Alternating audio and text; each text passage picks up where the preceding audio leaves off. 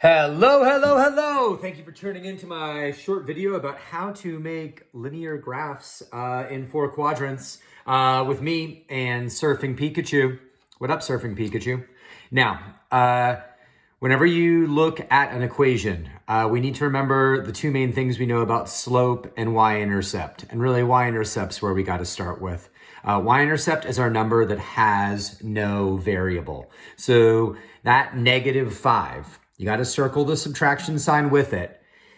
It is our y-intercept. It's our number without a variable, and it goes under or next to 0. So on your table, you drop in a -5, and I would really recommend circling that dude. Now, from -5, then we have to use our rate, our slope. So as our x values increase, we are adding 3. Now, when you're at -5 and you add 3, you are moving closer to 0. So you go from -5, getting closer to 0, still in the negatives, but we're at -2. We're going to add -3 again, and we're going to actually pass 0, get to the pos. We are at +1. And then, obviously, 1 plus 3. That's 4. Now we knocked out part of our table. Now we got to move backwards. So when you go backwards on a table or opposite on the table, you use your opposite or backwards slope.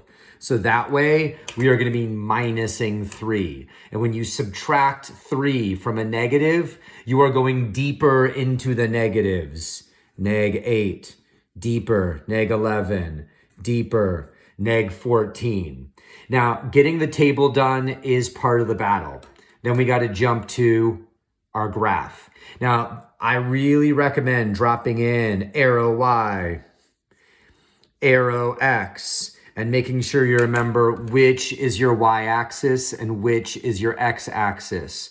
The main reason why is that -5, nah, it does not go there. It is called a y-intercept, my dude. So it needs to go on the y-axis. Now, I'd recommend plotting, which means drawing a very small point, because we're going to connect these small points right through the middle for our linear graph.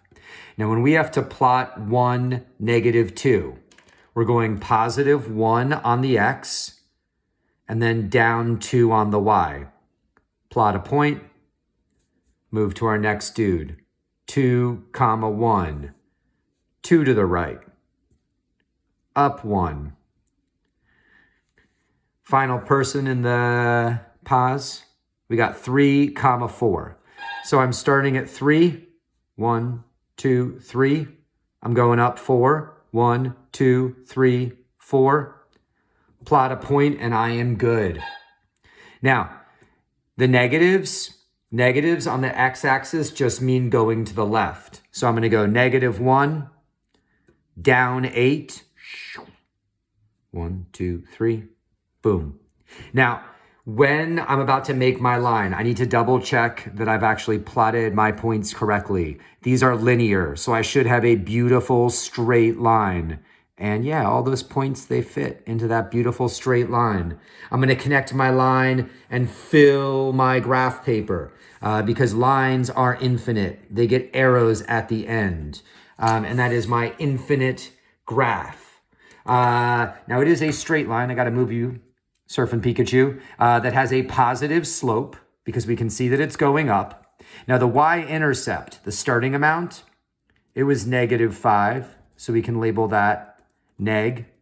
And then we got to list out the quadrants. Now, quadrants are Roman numerals, counterclockwise. So we got quadrant 1, we hit that.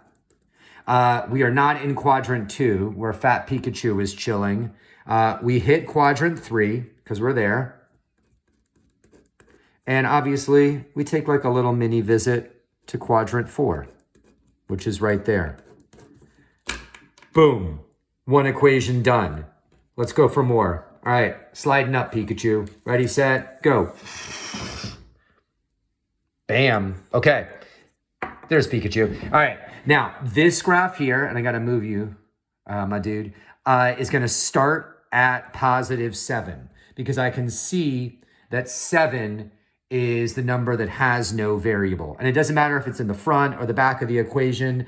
And you know my positive 7 is going to chill there at 0. Now, the slope for this one, you got to include that subtraction sign. We are going down, subtracting by 2. And that's doable. We're at 7. We take away 2. We're at 5. We take away 2.